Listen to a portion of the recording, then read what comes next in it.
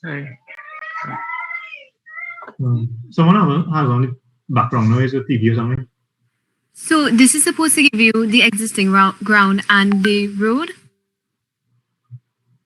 that you drew in from the vertical profile. Well, this will give you your existing ground only. So I didn't go through. I think Janelle had mentioned something about assemblies and corridors.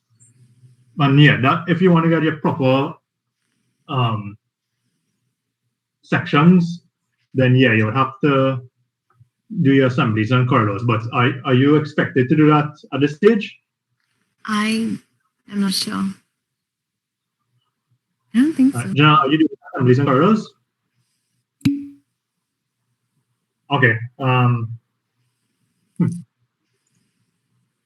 That'll be. I mean, I could see. It's definitely useful to do it. It makes it much simpler. In terms of your drawings, because it, as Janelle mentioned, you could do it automatically instead of doing manually. But I don't know whether you'll need that for this stage. And if you are, I certainly wouldn't recommend doing it at 20-meter intervals, because that's a whole lot of drawings you would need to produce. Maybe you could do 50-meter intervals.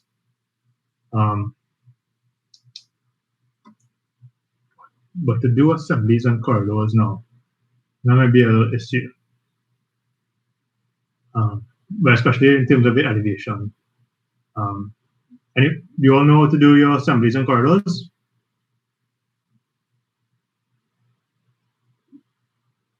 No. Okay, that might be more a civil 3D training session.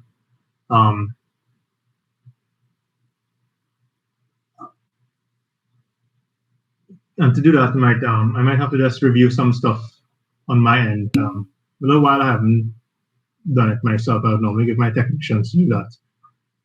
So I could just probably review it, and probably next week we could do that instead.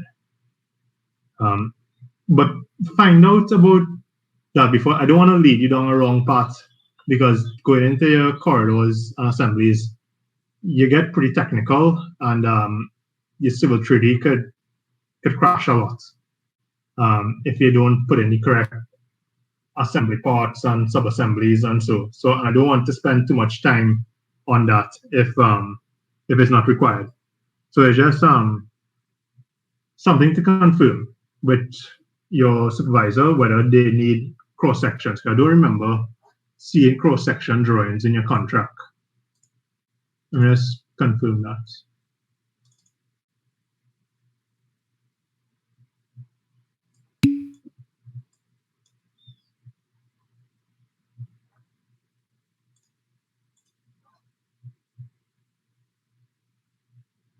Right, so as Andrew had said, drawings of sections of all main features of the train system.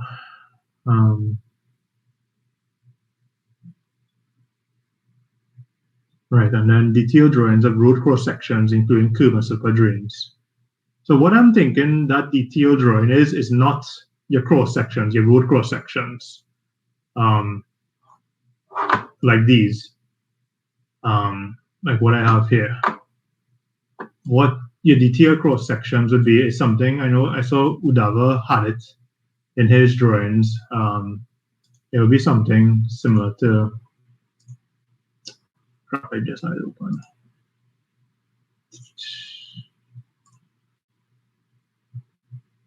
Right, something similar to like this. This would be a detailed section. So something with your road widths, your lane widths, your shoulder widths, your pavement sections, your drains, utilities. That is what that is to me what a detailed cross section is. Detailed drawing of road cross sections, including curb and slipper drains. Yeah, I don't think you need to do corridors and stuff for that. But again, it's always good to confirm. I don't want to lead it down the wrong path. But yeah, I'm not seeing drawings with road cross sections here. I'm also not seeing anything with cut and fill data. What do you need? But I guess that would be important, the amount of cut and fill you need for your site. So even if you are doing your corridors and so to develop your cut and fill data, you probably don't need it for a drawing purpose. Well, drawing presentation purpose. So, but just to confirm that. Yeah, and if somebody could do that during the week, talk to the supervisor, find out if they need that. And if they do, then we could always discuss it. Well, I could always show you it next week, how we do our road cross sections and so. Yeah, I could probably show you an example of that.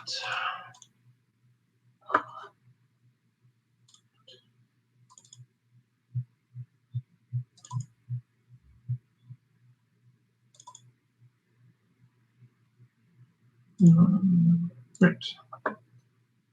So this is for one of the projects I'm doing as well.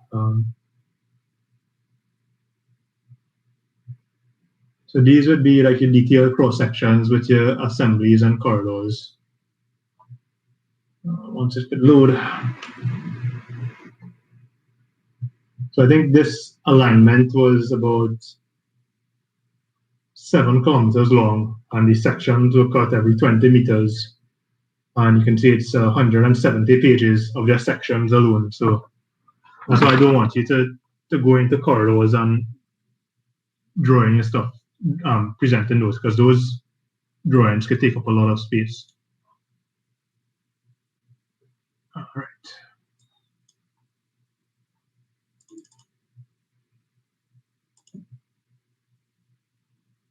Right, so this is a typical, one of the typical sections here. I have super elevated segment on a major cut, side slopes. So you'd see with your corridor and your assemblies, you'll have your asphalt layers, well, the asphalt layers to the top, then your base, sub-base, drainage channel, on your labels saying edge of lane, edge of verge, edge of shoulder, invert levels, and your offsets and elevations. So let me pull in one that is a little simpler to read. Right, so again, this is super elevated with your layers. This is a cut and fill embankment, so you're cutting on the left hand side, filling on the right hand side, with ditches on either side. So these are the kind of detailed drawings you would need for your cross sections. But as I said, I don't think it's necessary for your part. Just give me a second here.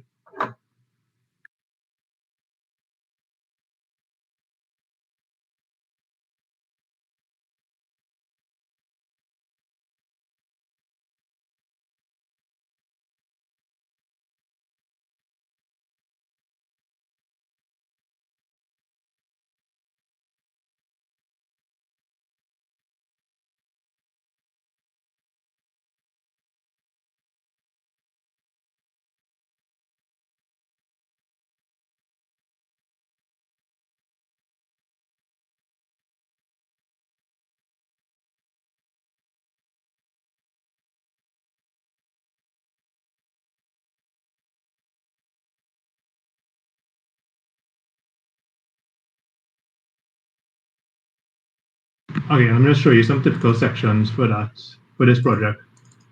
So these again would be your typical road sections, saying your shoulder lane, your lane widths, your shoulder widths, verge, ditches, asphalt layers. So this would be your typical sections, which your curb and slipper as well, and all different sections with box drains, cuts, and fill. For this project, we had about 12 different sections or so. So it varies a lot based on your project, especially when you have a lot of cut and fill. Yeah. So that's one aspect. But again, find out about that. And then we could probably discuss about the sections in detail more. I know a week before we had talked about doing your catchments. Anyone was able to get through that?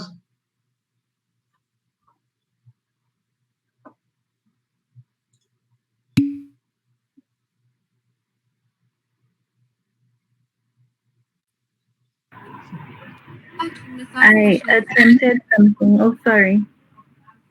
Oh no, go ahead, go ahead. So, 1 second, I have just a wood call. Sorry, hold on.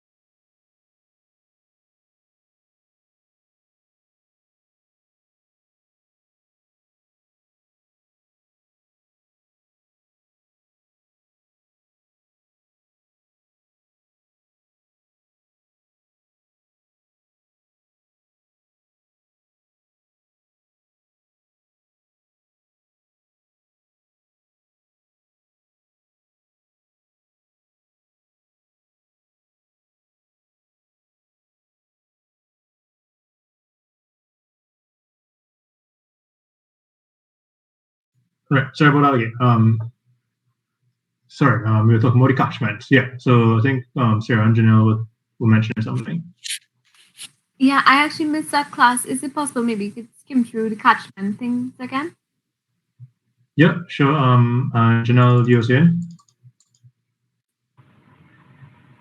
Well, I was saying that I attempted something, and just day before yesterday, I sent it to Dr. Cooper to have a look at because I wasn't sure that you were getting my emails until today.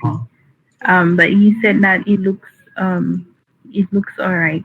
But I will send it to you after this session. Okay, cool. No problem. Okay, so catchments. Anyone else has any questions or so about the roads or road alignment profiles, anything with sections or so before we go on to drainage?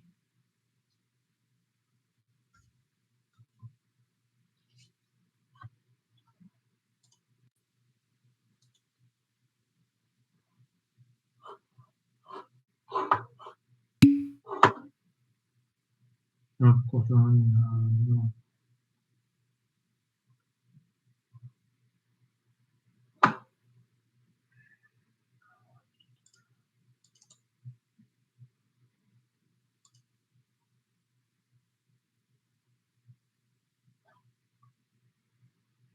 And,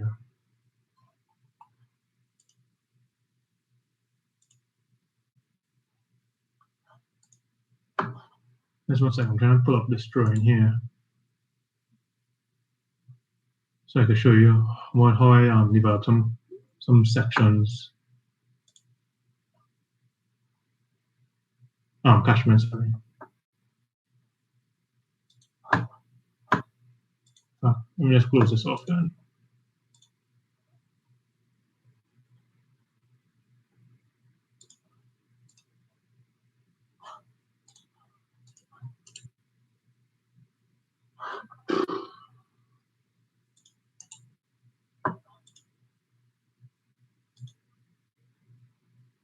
Right, did I miss out anything from what anyone sent me last week? I know I responded to a couple of you all. I don't think I responded to Josh. Well, maybe I did. Yeah, I did. There was something with his ESAL calculations I still wasn't understanding. Right, and Jamie had message as well. Jamie, did you get any clarification? Was she there? Sorry. Yeah. If I got any what? Clarification. Oh yeah, I did.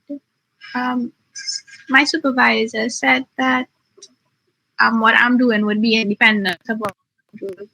So I guess it's okay if we do these things. Okay, cool. Right, no problem. Yeah.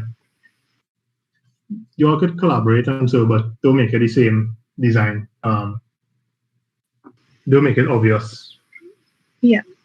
Yeah, that's all I could say about that. If you use any same layouts and so, then I would expect that you would have some similarities, but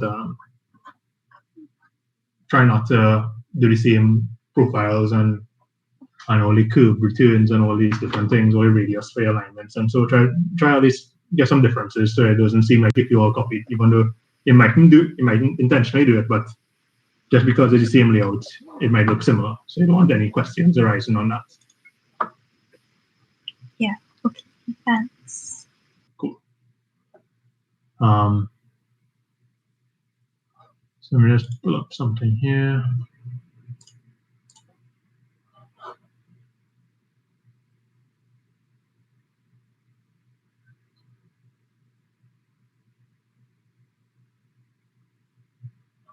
Any other questions before we get into the catchments on anything else?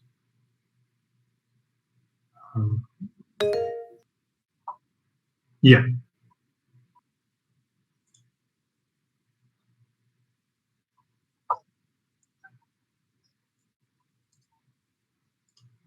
Say that again, sorry?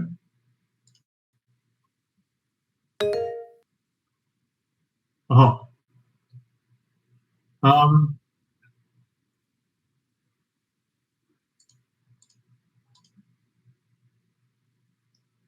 Right. Okay, I now remember it. Right. And you responded to me, right? Crap. So I responded to you as well. Let me just find back the email.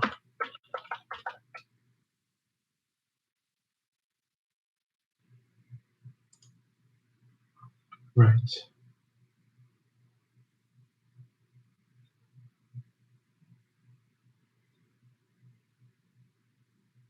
Right. You said you would send me the drainage stuff. You emailed me that. Infused. Oh, right. Okay. Yes. Okay. Okay. I'll review that. Sorry, that's my mistake. I probably just slipped my mind last week.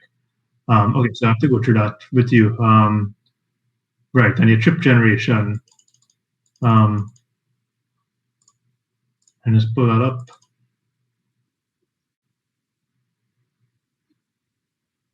Right. Just load in here.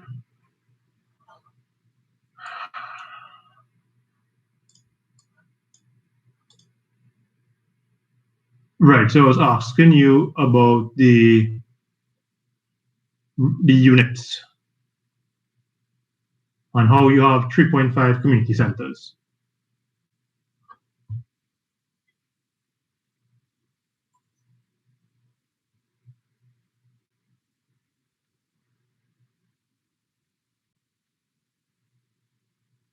Okay.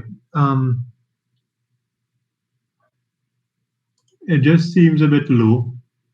Well, it could be correct. I just everyone else, well, not everyone, but one or two people I saw with 1 or 2 million ESALs. It seemed okayish. I think we sorted out, is it Andrew's one where we had over 10 million? Andrew, did you fix that?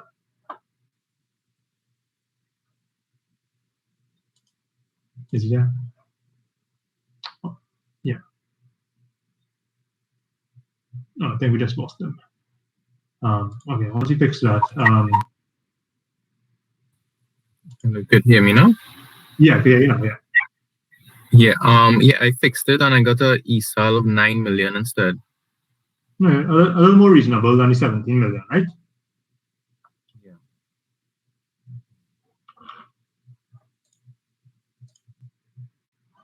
Yeah, so I think we should, and you're able to reduce the layer thicknesses with that? A lot?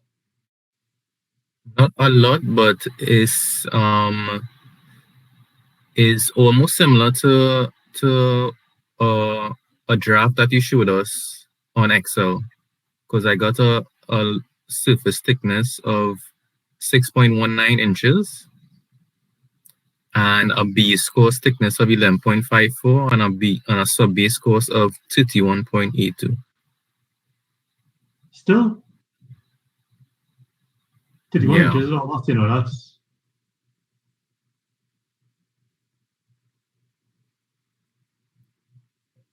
That's I find that's still a lot. But you have to send me back those calculations just to review it. Yeah, what CBR are you using? 2%? The CBR for the clay is 2%. The CBR for the sub base is 35%, and for the base course is 70%. All right, not bad. The base course usually around 80%, and your sub base would usually be about 30%. That is what you would generally specify as engineers to contractors. Even though the quality material we receive in these days, you hardly get that. But yeah, you want to keep that standard at least for your design project. Your base course should be CBR 80, and your sub base should be 30. Yep. And okay, it still got so large, 30 inches. But also when I saw one that you showed us on a spreadsheet, the values were very similar as well. The spreadsheet I calculate for you. I think that was trying to get back your 17 million, you know. Let me see. Open up the spreadsheet.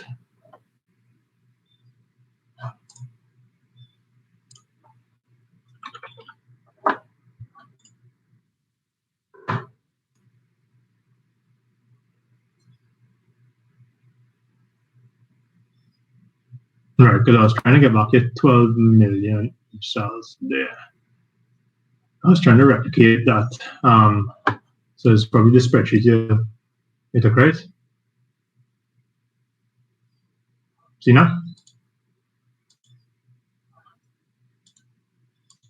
Yeah. Yeah. Right. So I wouldn't go with that 12 million cells. Still a lot. I think your CBR was 70, right? So that's why. So you can see my other ones is 80, 50. Probably adjust that. All right, the drainage factor is pretty low. That's one of the reasons why you're coming up with such a thick layer. Thick layers. Where was your site again? Trinity? Trinity, yeah. Sorry, you're not hearing it. Yeah, Trinity, yeah. Trinity. And why is your drainage factor so low?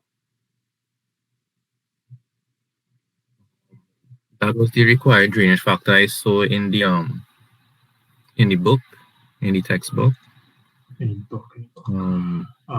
Right, so drainage. So this little table here, right? Yeah. Right. Okay. 0.6 greater than 25%. Quality of drainage poor. Okay, but I assume worst case scenario. Yeah, but I wouldn't recommend that at all to use 0.6, especially for new development where you are implementing the box drains and, well, your drainage and drainage channels and maintaining your road, well, constructing new roads and so. I mean, 0.6 you would use probably if it was a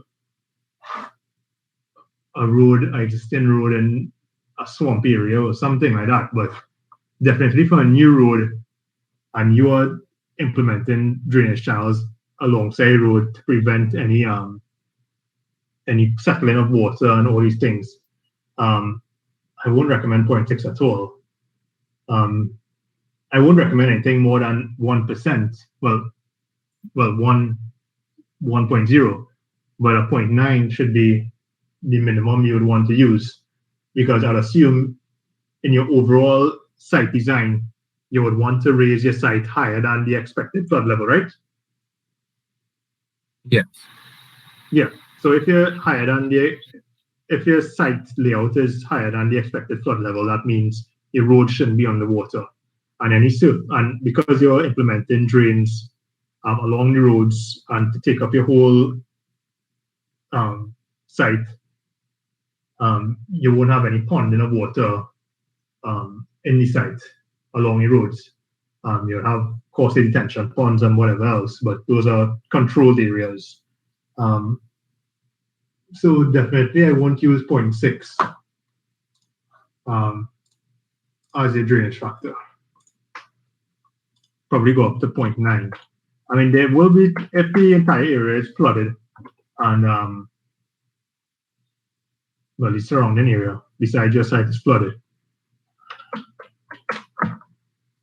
there will be some water getting into the pavement layers just from natural capillary action. So, but 0.6, you can see the difference in 0.6 to the 0.9.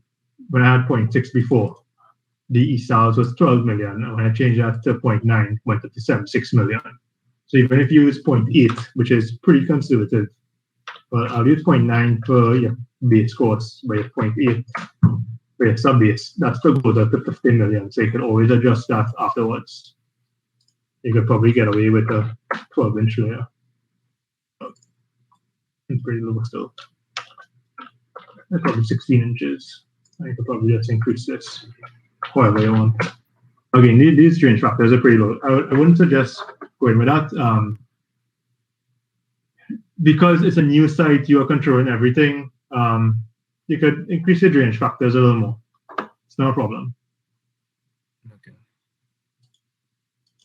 Yeah. Okay, thank you. Steve, Say again, sorry?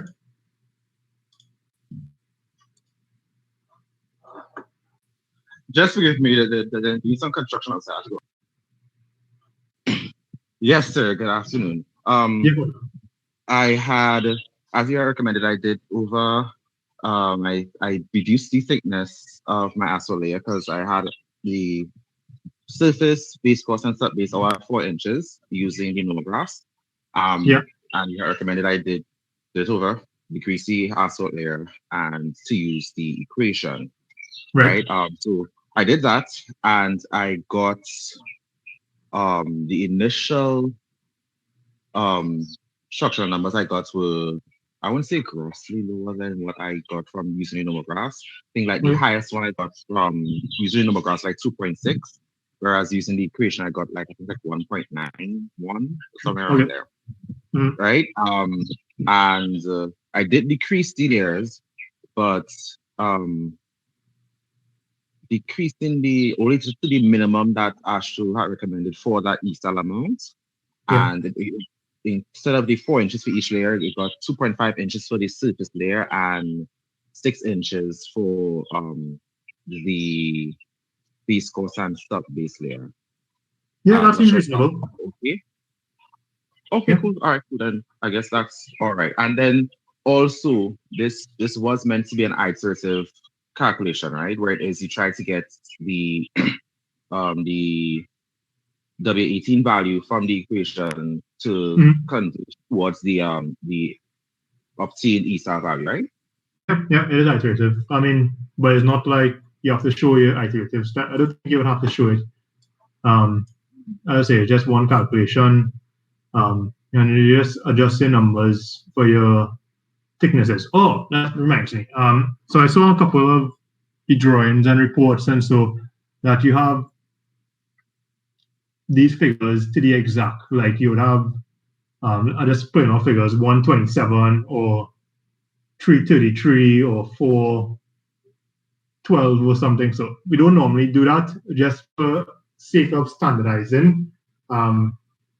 You would go to the nearest 25 millimeters, and don't try to convert your millimeters to inches exact. I mean, it's okay for the calculation, but in terms of presenting your drawings, you wouldn't say do 6.9 inches of asphalt. Well, even this is too much right now. Sorry. Yeah, so in this case, you wouldn't say 3.9 inches of asphalt, you would just say 4 inches of asphalt. And you would put if you're doing it in inches, put 4 inches. I mean, normally we don't put it in inches in your drawings. We would just say 100 millimeters of asphalt. We wouldn't put 96 millimeters. So that's just something for your drawings and well, your presentation as well, just for a little simplicity. It's commonly understood that roughly the estimate is 25 millimeters to 1 inch. So, people would know 100 millimeters, 4 inches. So that's just something to to tidy up in your, well, not only yours, Kotlin, but everyone else. Right, so I'm trying to get this drawing to adjust. Yeah. One more thing. In your Excel sheet I see you have there is one structural number that you have. Did I ask about that? Is that just what the highest one or Sorry, say that again? The structural number you have there, yes. It's as I'm seeing, it's just one structural number you have. Yeah. That's a little bit confusing. Is it? I don't know. Is that the higher structural number? No, that's the cumulative structural number of all the layers. Oh, so is it supposed to add that up? Oh, okay. Well, that's how you get your how you get your ESAL values. Your total ESAL. I did mine separately for each layer. So your total. So, what was the ESAL again? My ESAL was just a second. Was how much? Sorry. Just 1 second. My ESAL was 338,500. Okay. So you use your structural number. So your structural number was equated to that for each layer? Yes. But it's generally your overall structural number that you would need to determine your total ESALs.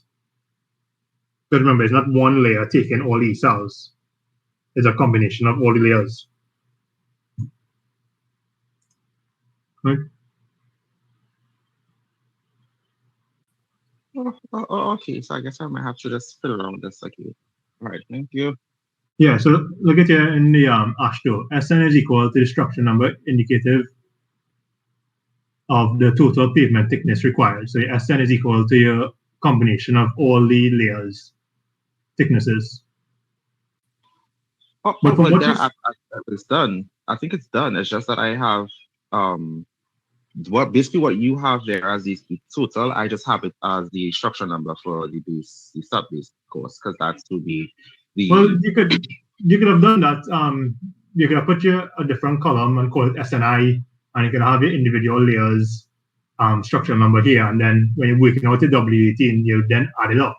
But it's not a problem. I just skipped all the steps of putting in your different structure numbers because it is a total that I'm really concerned about. Okay, I understand. Yeah. Right. Okay. So any other questions on road design, pavement design, anything?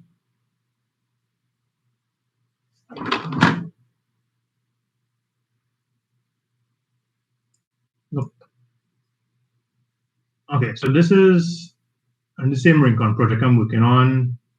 I'm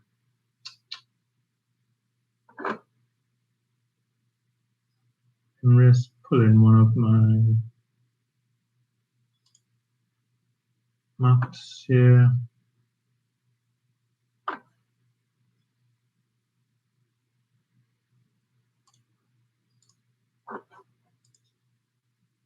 Right, so we have the different road layers and well, the roads and different drains and so this is my road network here that we're designing for. This was given to me by the client. You have the surface here. This is a LiDAR surface, pretty good file. And then you have the different drains and so I worked out my drain sizes and so already. And different labels here, the proposed drain sizes. So I'm going to show you how I came up with that. So these are my different catchments I'm turning on here.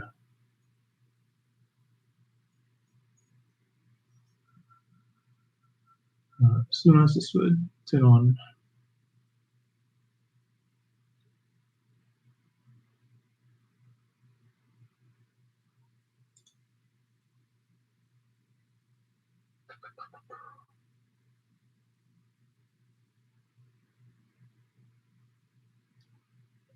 Just taking a bit, probably a large file.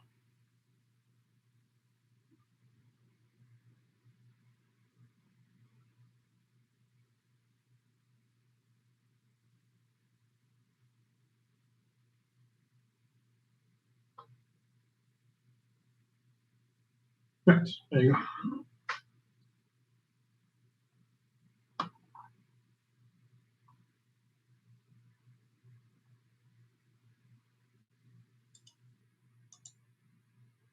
Let's see back.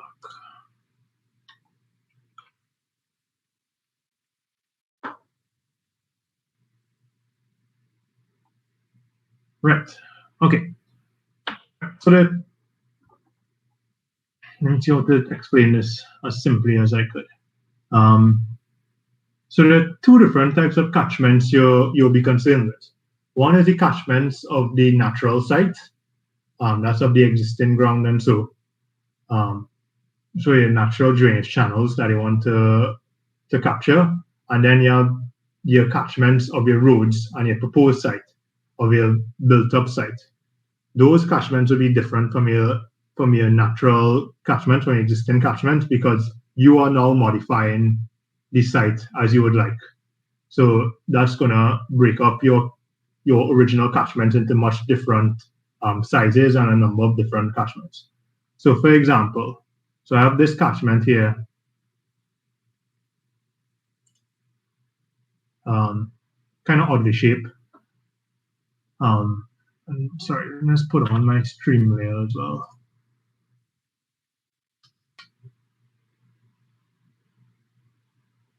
Will it be in this? Probably not. Right, let me destroy it. So based on the contours,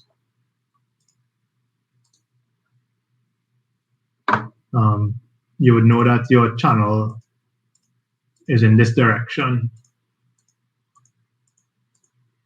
Right, everybody see the blue line?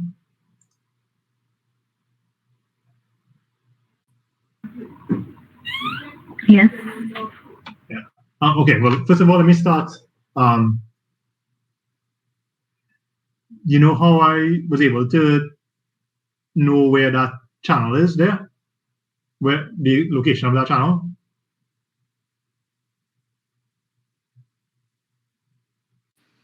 Is it because that's where the all the little dotted lines converge? Sorry? Basically what Udafa said, yes. Lowest point of the contours. Not necessarily, because if you cut a line, well, yeah, okay, that might actually be a good way to put it. If you're cutting a straight line across, it is the lowest point of the contours, but just from observation, I don't have on any contour labels here, so I won't know what elevations these are. But the simplest way of doing that is by looking at your V-shaped channels, the V-shape of the contours, and you would see that your lowest point would be at the apex of the V, so the pointy part of the V. That's where your channel would flow or lie, right? So that's how you determine your. In fact, this one could probably go around a little more. Okay. Yeah, so that's where your channel would generally be at that V. So that's a good way of knowing your contour. So for example, here as well, you would have a channel this direction. Right? But you have to know the difference between the V and the U. So the V in this instance is for a valley. So you will get a channel there. But you see this big one here, more of a U shape. That's actually a spur. So that's the pointy tip of the mountain, basically. That's the ridge that comes down. That's what separates the valleys. That would be your high point, and that would be a catchment boundary. So wherever there's a channel, there would be two sides. Well, on the two other sides, there would be your catchment, or usually your U-shape, to determine your high point around the channel. Make sense? Or am I losing you with that?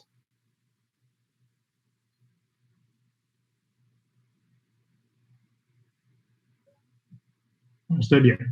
Right? So this one, for example, this channel here, let me just put on the layer. Say this is my outfall point here. You have a high point here. So this is a saddle here. Well, you don't have to go in that too much. 1 second, sorry. Hello?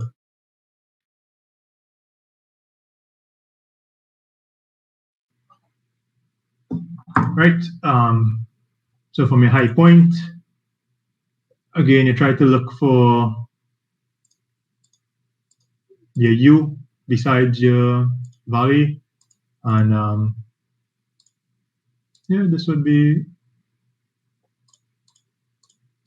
around this point here.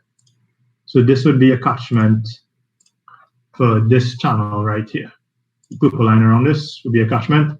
Good way of defining a catchment. So in this case, the U is kind of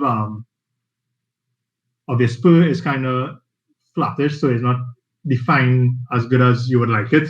But a good way of knowing where your catchment will lie, well, your catchment boundary is your catchment should be perpendicular to your contours. Yeah.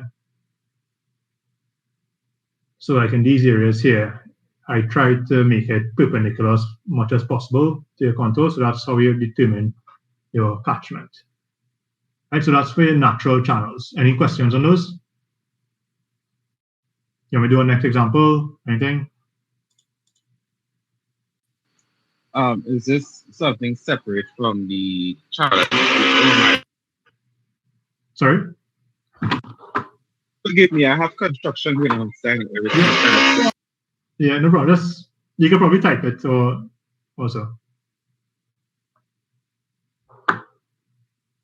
Or if you have a break any noise, you can tell me.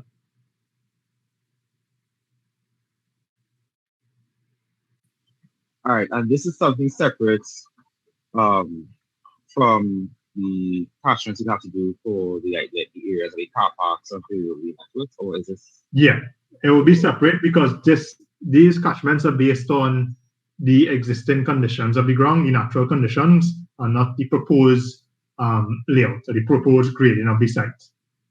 Because when you interfere with the site, with the grading, and you introduce new levels, you fill the site, you put in curves in your road profile, and so you'll interfere with the natural elevations of the site, and therefore your catchments would vary.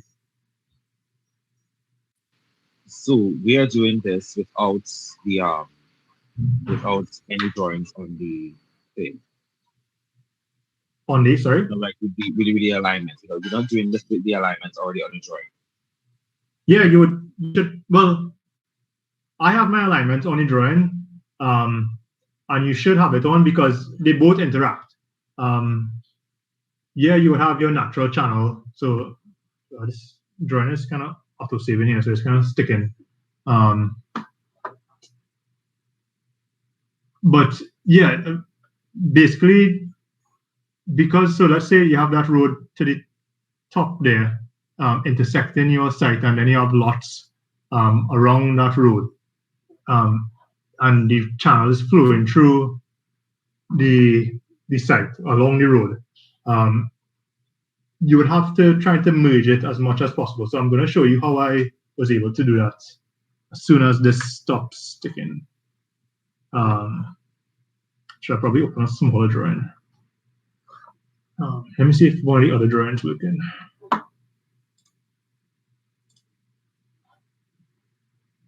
This is the same site here, just without the contours on it.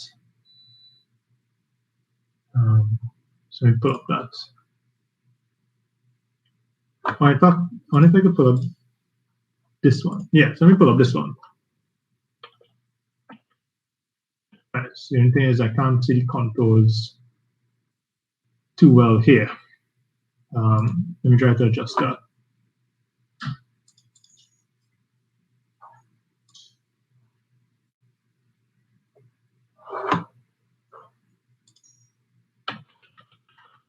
This side is basically flat, so it's not much of a help in terms of what we need to do. But okay, so I'm seeing a little indentation here, which could be a channel, right? Or in fact, Yeah, so just for argument's sake, let's call this a channel right here. Right? Contour is a bit flat for me to actually define that properly. So let's say you have that channel that's now intersecting your site. Your natural catchment might be something like, just for argument's sake, I'm just drawing this haphazardly just for reference. Say your catchment might be that, your natural catchment might be that, right? But now you're introducing a new drain along a road. Here, let me put that in the next color.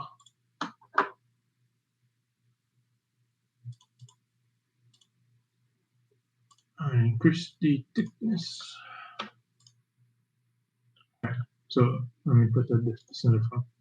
Thickness as well.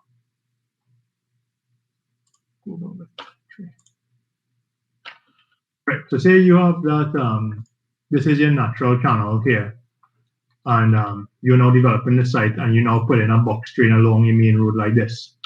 What was your original catchment, say this is the outfall point, will now be modified based on your site layout. So say you have a high point along this line, for whatever reason, you want to put in a high point. It could be to get your road profiles done properly so that you have that 0.5% slope, or you just want to divide the site into smaller sections to break up the amount of catchments you have. Whatever the reason, you're fine to do that. But now your catchment, which was that, now becomes, let's just say that, just for argument's sake. Right? And then your other catchment for this will just be whatever area, based on high points of your proposed site for your main drain, whether it just be your roadside or whatever, and then you have an next drain on your left-hand side here. So you need to, if you're doing the original site conditions, where you have to, like for drainage vision, you have to determine what is your original peak flow before development. You would have to do that before your site layout. You'd have to do your catchments before your site layout, so which is this. But for your post-development or your developed conditions, you would then need to split up your catchments based on this, on your proposed drains that you're putting in and how they relate into the existing drainage. So does that answer the question? Yeah, I kind of understand what you're saying. Okay, I kind of lost it again. No, it's just it kind of went beyond what I thought I was asking. So oh, sorry. Yeah. Okay. No, that's okay. That's it. Thanks. Okay, so for like this catchment, okay, so let's go. Got this trying to not stick anymore. So this catchment is kind of weird because I have straight lines here. So from the natural, where I kind of put my catchment along the high points, I then split it up based on the site layout because I expect that there's a high point along the boundaries of the properties, which is these outlined here. So that's how I was able to adjust it based on this proposed site layout. You know, because people would normally grade down their land to have a flat structure, to have a flat site to then build.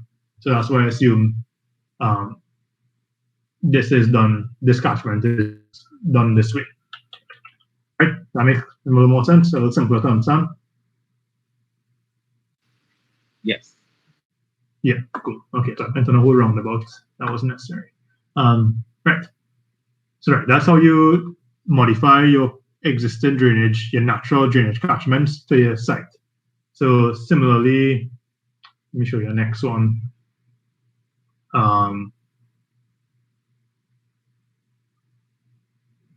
Right, so this is a next pretty big catchment here. If I could get this line selected, not this one. Not this one.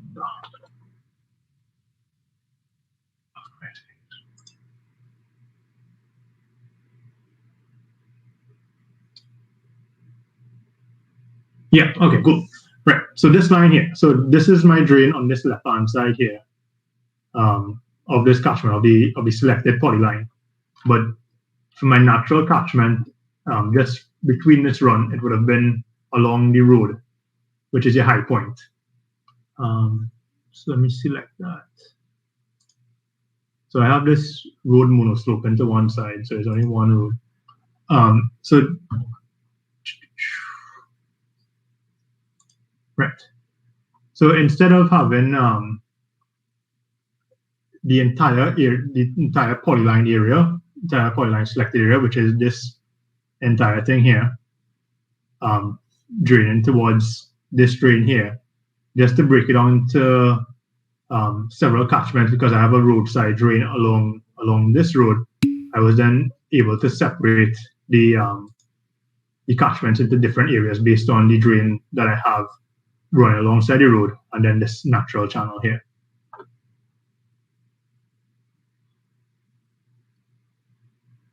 Yeah, oh, Sarah just asked me.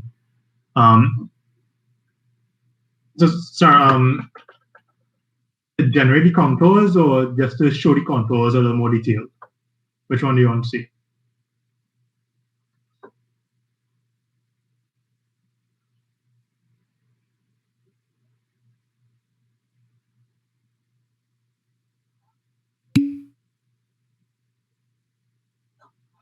Oh, new drawing.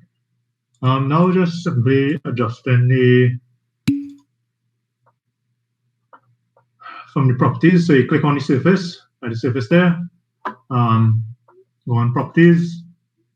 If you want properties, surface properties, because your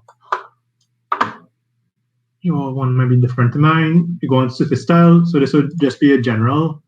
And you click on one of these, contours 1 and 5. So I think you had it at 2 and 10. So I adjusted to 1 and 5 to make it a little more detailed. You can edit that if you want by going in your surface style properties. You would normally come up with the information, go on contours, contour intervals, your minor interval.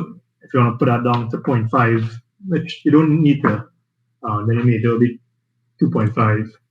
Click OK, and then you would see your contour intervals then generate at 0.5 meters. So you get more contours. So it's a little more detailed.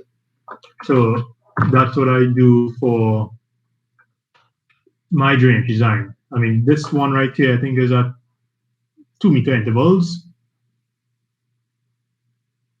Yeah, so my LiDAR surface is at 2 meter intervals, but I normally put it at 0.5 meters because this LiDAR surface is pretty good. The data I have for this is pretty good. So I usually put at 0.5 to get a little more accurate in terms of mapping my catchments. I mean, there are programs I could use like Global Mapper, and probably I think ArcGIS could probably do it across as well, that could define your natural catchments. But they won't be able to determine your proposed catchments. So like your road catchments and your side catchments. Like how I have different catchments based on the different site layouts, and so based on how I expect people to drain their land. So right now, the land is sloping in west to east fashion. So the high point is along this road, and the low point is on this side. Generally, you would put, if it was a natural catchment, the catchment would all be sloping this way, and it would have a whole, generally catchment would be in an east to west direction as well. But because I know people wouldn't drain from one lot to the next, they would have a drain on the lower side. So what they would typically do, put a drain right here.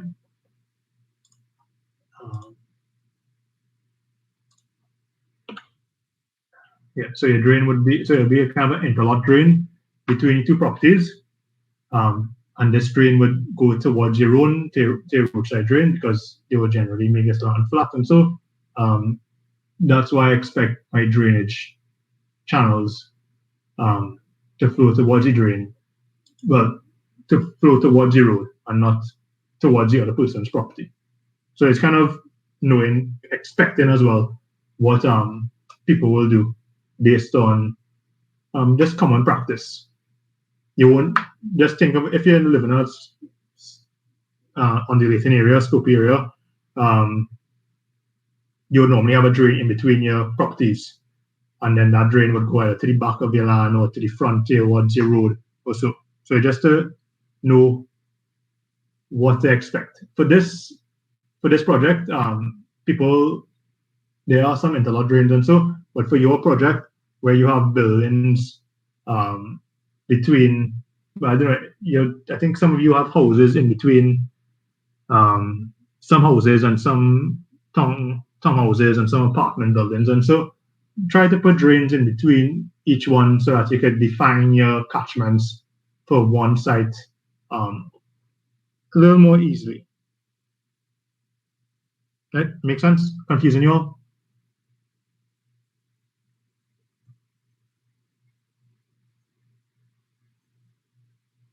Anything? Yeah, Andrew. Right, so the drainage is alongside the shaded region in the drawing, the purple lines. Yeah, these lines. Well, these purple lines I'm selecting here are my catchments, but the other lines are some of my drains. Right. So let me go in. Yeah, I have enough time. Let me go in some roadside drains now. So that answers your question, right? Purple lines are the catchments, and then, well, this is kind of a purplish line. This is a drain as well. That's a swale drain or precast inlets. Yeah, swale. But yeah, that answers your question. Yes, thank you. Yeah. Right. So, right, how do we develop catchments based on our roads now? So there are a couple of different aspects you have to consider for your roadside drainage in terms of developing a catchment. That is your profile and the road cross section, right? So if you have a crown in your road, so let me pull that up.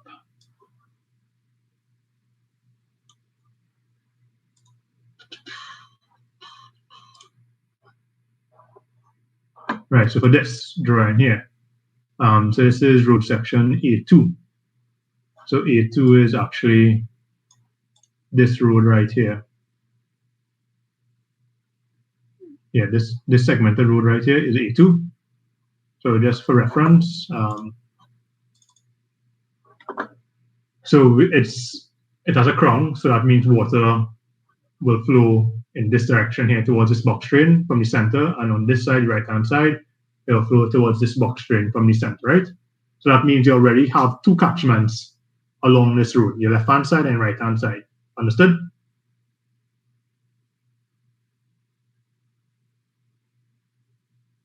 Yeah, no, yeah. Yes. Cool. Right, cool. Right, so you have two catchments along the road, right? But then you have to consider your profile. Is this road sloping? Is it flat? What is it doing, right?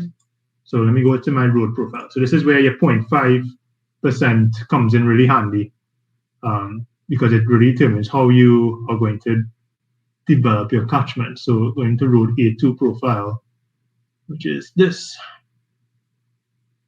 So from 0 to, let's say this change is 60, this point right here. So you can see it has a slope uphill. So from 0 is your low point, which is here, this point here. And at 60, it's higher. So that means everything is flowing to the top right. They're flowing to what, as these drainage arrows are indicating. Yeah, understood? Tell me if you're lost with that. Yeah, anybody else? Everyone else understand? Yes, no? Next, please. Say again, sorry? Could you go over it one more time, please? Sure. Right. Okay, so you understood from the road cross section how I develop my left-hand side catchment and my right-hand side catchment, right? Yeah. Okay, so now from the road profile,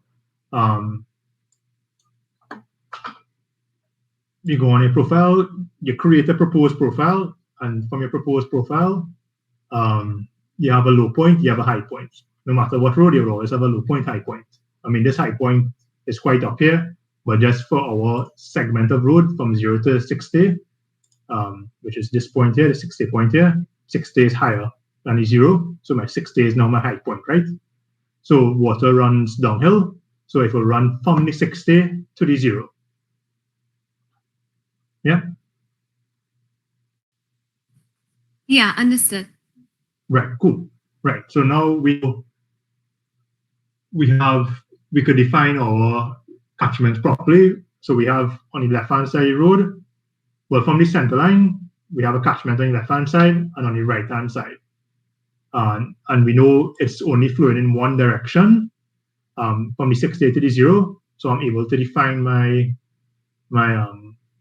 catchment based on that. So my catchment for that segment is actually, well, it kind of goes a little complicated because the same reason for the boundaries and so of the lots. But if I was just for the roadside, if I was just to define my catchment for that, it would be this. So for my left-hand side of my road, just including the verge as well, it would be this. And let me just put out a bigger point line. A little bit. Tree. Probably a little bit bigger.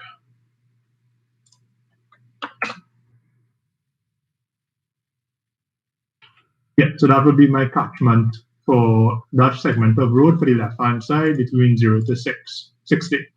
And this, what I'm drawing here now, would be from 0 to 60 for the right-hand side. So let me put that in a different color.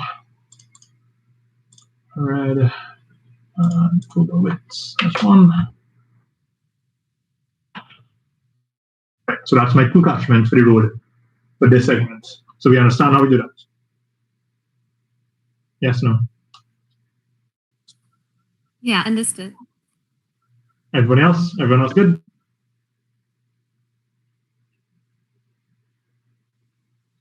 So, Yeah, cool, great. Okay, so now let's look at road A. We'll continue on road A, and I'll show you at the high point. So the high point is around 280 or so. So let me find 280. Right, okay, actually marked it up. So this is also a good practice. From your profile, you just go on your alignment and just on your layout and just mark out your high points along your road. So you know that's the boundary of your road catchment. So for this one, I think I monosloped it to one side. Well, this part of the road. So that's why this catchment is showing the whole roadway. But you can see at the high point, it's the boundary between the two catchments. And we understand why we have a boundary at the high point, right? Yes, sir. Right, cool. Okay, and that's basically it for your roadside drainage. I won't go into super elevation or anything like that because it gets a bit complicated, and I don't think you would need it for your road designs. Yeah, so don't worry too much about super elevation. I don't think you're using any super elevation for your stuff. In fact, for this, I'm not for small developments. You won't use super elevation anyway on your roads because the transition between driveways and your road becomes a little complicated. But yeah, so that's basically how you define a catchment. So from knowing your roadside drainage channels, you define your roadside catchments, and then you can define your natural catchments. Yeah, so for like this catchment here, so I have a road along here, and I have a box drain on this side, on the southern side of the road. So we have this entire catchment flowing towards there. I didn't separate it. So I just put it as one big catchment. But if I wanted to, I could have separated this catchment into a roadside catchment into a natural catchment, catering for the lots here. Right? Anything else you want me to go through our next example with the road, with the natural, anything else?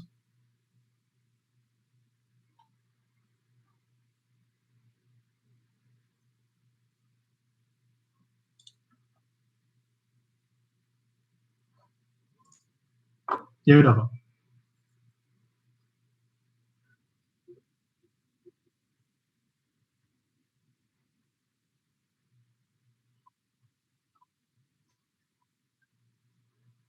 No, well, it depends on your site layout. If you're, I think I mentioned this in the class, which was week before. I think Andrew had asked this, and he was putting up his site, and it had water from the external coming towards the boundary, well, from the northern part of the site coming towards the boundary drain. Then you would have to consider the water external to the site coming towards that boundary drain and develop that in your stormwater network. Yeah, yeah. So as long as say it again.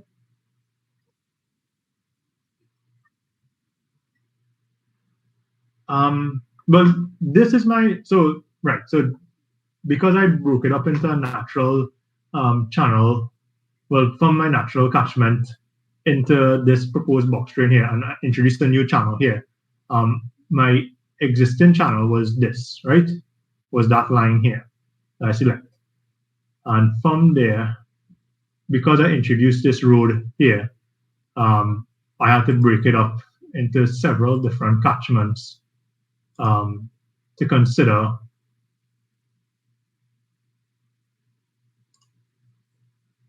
This one, not this one, but several different catchments to consider the natural channel as well as the roadside channel. Understood? Or no?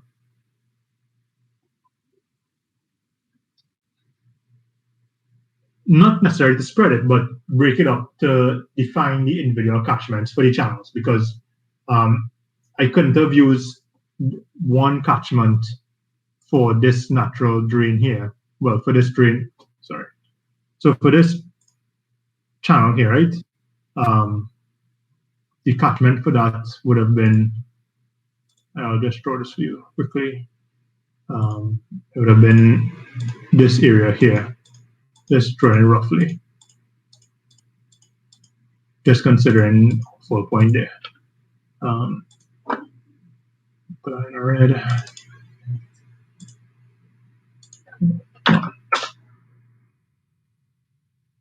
So that would have been my catchment for this side, for this drain, just on the southern side, because you would have a catchment on the northern side as well, but I'm not considering that, just for this example. But because I introduced the drain alongside the road now, I split it up into smaller catchments to accurately define what is flowing towards the roadside drain, and then what is flowing overall to the natural channel, because the roadside drain is all flowing into the natural channel. So through a culvert here, right here, that is flowing here, I was then able to define that. So instead of considering all this area, so instead of considering this entire area here, I broke it up into smaller areas, so I don't over-design this box drain here, because this is a high point right here. So we know the catchment would be separated along here. Yeah. So for this point here, everything along here would be flowing towards my box drain here. And from this point here, my catchment,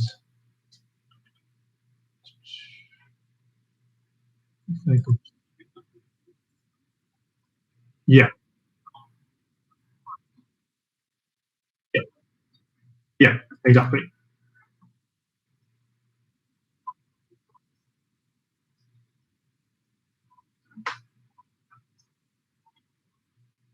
No, you do afterwards. So you then, your catchment, you determine your coefficient value for your land cover. You then determine from your high point and low point, you get your slope of the land, and from your Kirkpatrick equation, you get your time of concentration. then you use your rational formula, Q is equal to CIA, to determine what your discharge is, right? And from your discharge, you would then determine what size of drain you need to handle that discharge. So you check your capacity of your drain to determine what size of drain you need.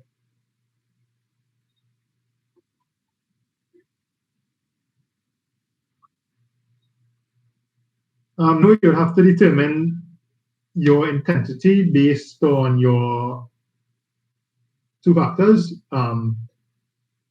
your time of concentration and your return period. So I think for land development, you would usually use a 1 in 25-year return period. That's standard. So from your IDF curves, I think you all will give an IDF curves, right?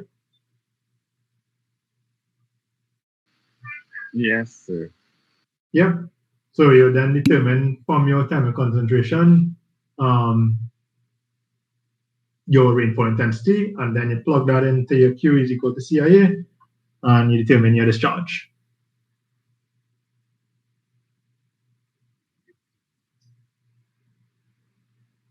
Yeah. Any other questions on that?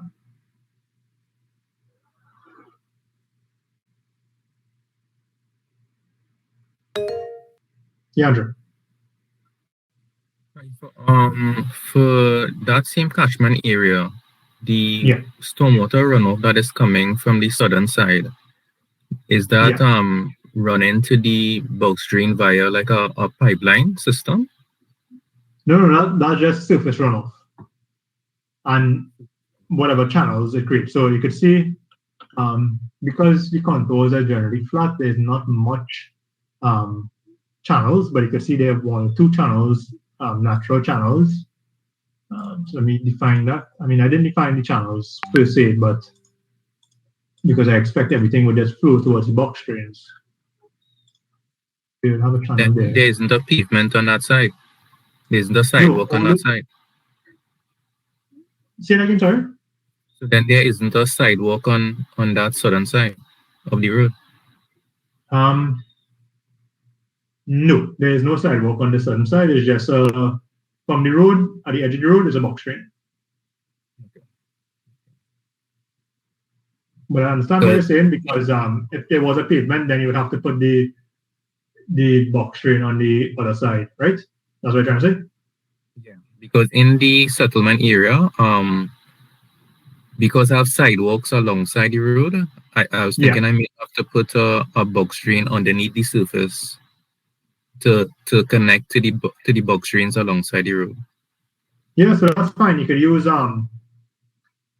once it's not major inflows coming towards your roadside drains, you could put that one box drain under your sidewalk that will cater for your roadside drain and your external flows.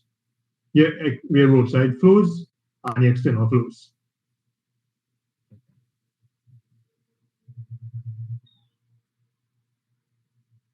Yeah.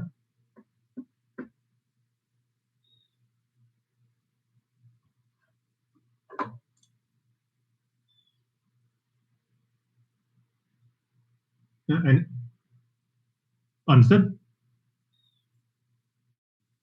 Yes, sir. Thank you. Yeah, cool.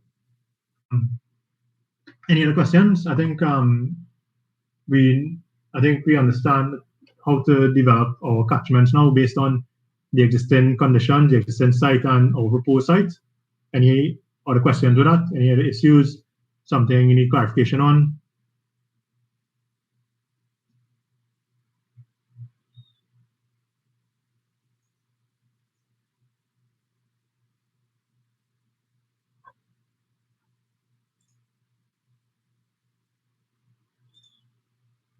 Nothing else? So we good for today?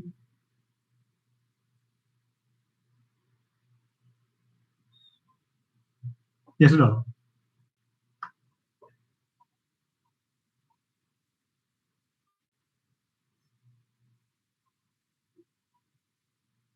Yeah, that should be all right-ish. Once you have your figures to support it, then it's not a problem. It doesn't matter. Once it's not ridiculously low or ridiculously high, and you have your background information to support how you got that ESOL, then I don't see any issue with that. Second, sorry? Yeah, it should be fine, yeah. I mean, yeah. Just me.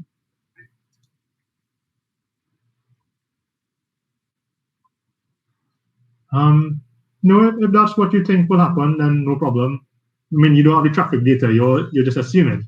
So it's not really a problem.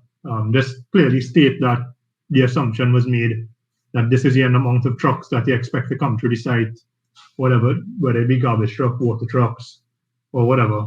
You can just put that in. Just make sure you have all your reference material documented. Yeah. Any other questions?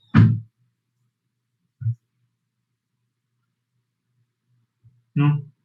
All right, guys, just a reminder that this project, very important in terms of your GPA, this individual part as well as your SIPs.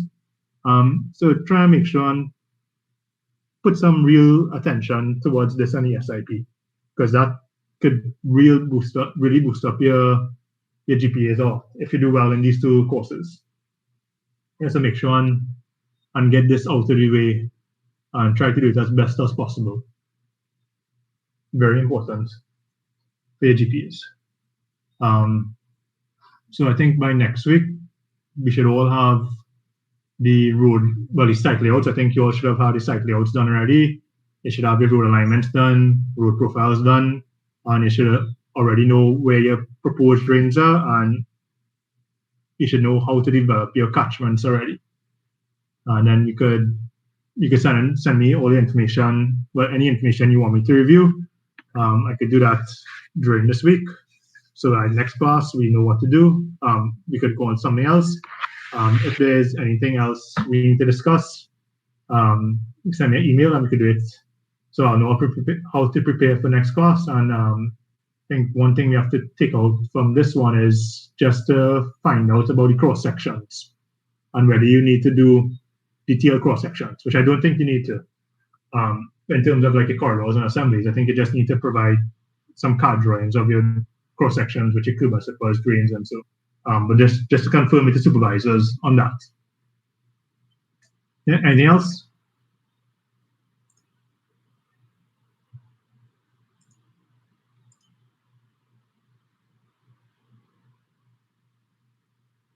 No? Okay, well, until next week. Hope you all get through. Enjoy your week. So you'll email me if you have any issues or so.